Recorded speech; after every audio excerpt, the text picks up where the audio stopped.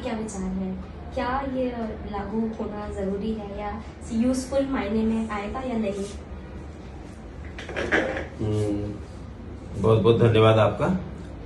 मुख्यमंत्री ने जो भी अभी इसके पहले भी लाडली बेटी योजना थी, अभी लाडली बहन की योजना वो दी है। महिलाओं को हर क्षेत्र में ये जो योजना है निश्चित रूप से ये आर्थिक उन्नति के लिए है, लेकिन महिलाओं को आत्मसम्मान, उनको पुरुष के बराबर का ओहदा, ये सब भी बहुत जरूरी है। और जितने भी कार्य क्षेत्र हैं, जहाँ तक मैं समझता हूँ हमारे देश की जो भी इकोनॉमी है, उस इकोनॉमी में महिलाओं का बहुत बड़ा योगदान है। एक महिला खेत में भी काम करती है और एक महिला अंतरिक्ष में भी जाती है। तो महिलाओं का जो योगदान है वो भारत की मिट्टी से जुड़ा हुआ है, और जो मिट्टी से जुड़ा हुआ है वो हमारी संस्कृति को, हमारे देश को और हर दृष्टि से उसको आगे ले जाना चाहती महिला। तो इस जो मुख्यमंत्री शिवराज सिंह चौहान ने योजनाएं बनाई हैं, क्या आप उस योजनाओं से संतुष्ट हैं? निस्संदेह हमारे मुख्यमंत्री जी की योजनाएं बहुत शानदार है। सर्वप्रथम तो मैं मुख्यमंत्री जी का जन्मदिन है और मैं उन्हें अनंत बधाइयाँ देना चाहती हूँ। आप यशस्वी हों, दीर्घायु हों, स्वस्थ रहें। बहुत अच्छी योजनाएं जो है मुख्यमंत्री जी ने बनाई हैं, लेकिन बहुत एक लाडली लक्ष्मी योजना जब बनाई गई थी तो उसका एक अपना उद्देश्य था। हमारे यहाँ भ्रूण हत्या, लड़कियों को पढ़ाने और सक्षम बनाने तक में वो योजना कारगर थी और उस समय उस योजना की आवश्यकता भी रही। अभी एक लाडली बहना योजना शुरू की है उन्होंने। निश्चित तौर पर लाडली बहना योजना कारगर साबित होगी, बहुत अच्छी योजना है, लेकिन 1,000 रुपये जो मात्र उनके खाते में आना है, क्या वो पर्याप्त राशि है? इस पर मेरा प्रश्न है। और ये जो योजनाएं जो सीधे सीधे खाते में लाभ पहुंचाती है, और उद्देश्य ये रहा होगा उस योजना के लागू करने पर कि जो अबला महिलाएं हैं या जो अपना विकास नहीं कर पा रही है या जो कि हमारे मुख्यमंत्री शिवराज सिंह चौहान जी ने महिलाओं के सशक्तिकरण के लिए जो कार्य किए हैं, उसमें आपका क्या विचार है? जी, मैं ये कहना चाहूँगी कि सर्वप्रथम तो मैं शिवराज सिंह जी चौहान जी को जन्मदिन की बहुत सारी शुभकामनाएं दूंगी। और वाकई पिछले 20 सालों में काफ़ी परिवर्तन आया है हमारे मध्य प्रदेश में, महिलाओं के सशक्तिकरण में भी। शिक्षा का क्षेत्र हो, आपका खेल का क्षेत्र हो, सभी क्षेत्रों में महिलाएं बहुत ज़्यादा आगे बढ़ी हैं। पहले से अब में जो 20 साल पहले था और अब की जो महिलाएं वो काफ़ी सशक्त हुई हैं। और ये जो योजनाएं मुख्यमंत्री जी ने बनाई है, ये वाकई कारगर सिद्ध होगी। और बस इनका सही समय पर अगर वाकई सभी लोग इसका उपयोग करें और बाकी सभी लोगों को ज़्यादा से ज़्यादा पता चले कि ये योजनाएं लागू है। कई बार महिलाओं को पता नहीं चल पाता है कि कौन कौन सी योजनाएं उनके लिए आई हैं। तो ये बजट जो 30% महिलाओं के लिए रखा गया, वाकई बहुत प्रशंसनीय है और इसके लिए मैं हमारे मुख्यमंत्री जी को बहुत सारी बधाई देना चाहूँगी। और वाकई अगर ये सही तरीके से हुआ तो हम काफ़ी कुछ सशक्त होने की आगे प्रगति करते रहेंगे। धन्यवाद। मैम, आपका शुभ नाम? जी, डॉक्टर वंदना मिश्रा, मैं वैष्णव कॉलेज से हूँ। धन्यवाद। Afternoon, ma'am. So, ma'am, what are your views on the new policy which was announced by our Chief Minister of MP? First of all, I would like to wish happy birthday to our CM Shivraj Singh Chauhan, who has been consistently working for the welfare of women of Madhya Pradesh. I welcome his scheme that he has been decided to launch for the welfare of women, that is depositing 1,000 rupees in their account. This will make the women of Madhya Pradesh independent in taking the decision, and they will learn all the new techniques which are used for transaction of money, as the money will be deposited in the bank. I thank you for thinking about the financially dependency, for removing the financially dependency of the women. Thank you, sir.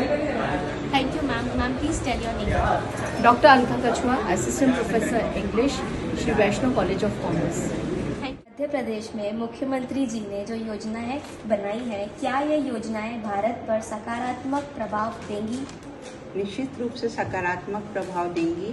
मुख्यमंत्री जी ने जो भी योजनाएं महिलाओं के उत्थान के लिए बनाई हैं, उससे उनका आत्मनिर्भरता बढ़ेगी, उससे उनका समाज में जो स्थान है उसमें उन्नति होगी। उनके समाज, उनका जो आत्मनिर्भर हो, किसी पर डिपेंड नहीं रहेंगी, उससे उनका व्यवसाय बढ़ेगा, समाज उत्थान करेगा।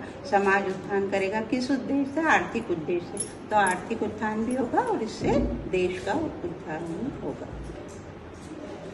प्रदेश में महिलाओं को जो आत्मनिर्भर बनाने के लिए मुख्यमंत्री जी की योजनाएं कितनी लाभदायक होंगी? मुझे लगता है कि मंत्री जी ने जो योजनाएं बनाई हैं वो बहुत लाभदायक होंगी।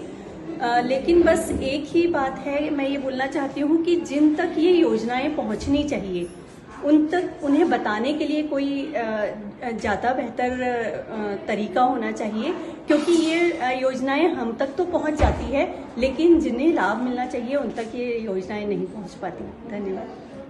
So ma'am, what do you think the women which are living in Madhya Pradesh, so did they did something good in the education factor or not? सबसे पहले तो मैं मुख्यमंत्री जी को उनके जन्मदिन पे 5 तारीख को उनका जन्मदिन है, उसके लिए बधाई देना चाहूँगी। और एक बधाई उनको धन्यवाद के साथ ये भी प्रेषित करूँगी कि उन्होंने जो महिलाओं के लिए सभी क्षेत्र में, स्पेशली ऐसा नहीं कि अपन शिक्षा के क्षेत्र में, उनके जन्म से लेके लास्ट तक का उनने जो योजनाएं बनाई हैं वास्तव में कारगर सिद्ध हुई हैं। और हम लोग सभी महिलाओं की तरफ से मैं कहती हूँ कि उन लोगों को आगे इस योजनाओं को कार्यान्वित करते रहना चाहिए भविष्य में भी। आज मुझे जैसे एक उदाहरण मैं अपना खुद का दूँ कि मैं प्राइवेट सेक्टर में हूँ, पर मुझे मेरी बच्ची की एजुकेशन के लिए मुझे चिंता करने की आवश्यकता नहीं है। वो अच्छे मार्क्स लाएगी तो अभी स्कूटी का उन्होंने करा है, जो फर्स्ट आएगा तो इस तरीके से जो मिडिल क्लास वाले हैं उन लोगों को एजुकेशन के लिए तो अब चिंता करने की कोई आवश्यकता है। Thank you. धन्यवाद। क्या एमपी में जो अभी योजनाएं आई हैं मुख्यमंत्री द्वारा, तो उसमें आपके क्या विचार हैं या क्या आप संतुष्ट हैं? इस बार जो मुख्यमंत्री जी ने बजट पेश किया है उसमें जो महिलाओं के लिए उन्होंने एक प्रकार से उपहार दिया, सौगात दी, जिसमें कई योजनाएं उन्होंने बताई हैं। जैसे लाडली लक्ष्मी योजना का सेकेंड पार्ट, फर्स्ट पार्ट में उन्होंने स्कूली बच्चों के लिए स्कॉलरशिप रखा था, लेकिन जो द्वितीय योजना है उसमें उन्होंने महाविद्यालय में पढ़ने वाली छात्राओं के लिए स्कॉलरशिप रखी है। इसके साथ में जो 12वीं में फर्स्ट डिवीज़न में लड़कियां आई हैं उनके लिए भी उन्होंने ई स्कूटी का प्रावधान रखा है। तो इस प्रकार की योजनाओं से जो हमारी छात्राएं हैं, बालिकाएं हैं, वो मोटिवेट होती हैं, प्रेरणा उनको मिलती है और आगे के लिए भी वो आत्मनिर्भर हो सकती हैं। Thank you ma'am. मैम आपका नाम? मेरा नाम डॉक्टर प्रेमलता श्रीवास। धन्यवाद। So ma'am, what are the consequences which are faced by the women when this policy which is invented by our Chief Minister, Mr. Shivraj Singh Chauhan. So what were the consequences? Please tell us. महिलाओं के लिए जो सरकार ने योजनाएं दी है उससे निश्चित तौर पर महिलाएं लाभान्वित हो रही है। जैसे इन योजनाओं के पहले महिलाओं को बहुत सारी चुनौतियों का सामना करना पड़ता था। पहली चीज तो आर्थिक चुनौतियां होती थी। महिलाओं को जो पढ़ाई के लिए जो खर्च की आवश्यकता होती थी तो उसमें देखा जाता था अधिकतर जो मेल होते थे या घर के जो बच्चे हैं उसमें देखा जाता था बालकों को प्राथमिकता दी जाती थी, महिलाओं को उसके बाद प्राथमिकता दी जाती थी, जिससे कि उनका शैक्षणिक कार्य पूर्ण नहीं हो पाता था। जो मुख्यमंत्री जी ने योजनाएं दी है उससे निश्चित रूप से महिलाएं या हमारी जो कन्याएं हैं, बालिकाएं हैं, वह शिक्षा पूर्ण कर पाएगी।